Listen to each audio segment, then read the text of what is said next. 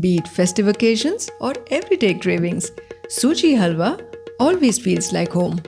Let's make a chatpat fatafat Sooji Halwa in the new Philips OneChef. Press the power button, select stir fry mode followed by veg preset and set the timer to 5 minutes on high heat. Add ghee to the cooking pot. Once it's hot, add cashew-nuts and chironji or chiroli. Roast in the ghee for about 5 minutes until it's lightly golden.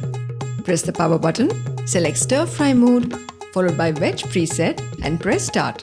Add ghee to the cooking pot. Once it's hot, add the Sooji or the Semolina and roast for about 2 minutes. Add water, milk and cook for 8 minutes, stirring occasionally. Now add sugar, a pinch of cardamom powder and the fried nuts. Cook for the remaining 5 minutes until thick and glossy. Transfer to a serving bowl. Garnish with almond slivers and serve warm. Soft, rich और बिल्कुल melt in the mouth. Perfect Sooji Halwa है तैयार. Made with love in the new Philips OneChef. It's all you need.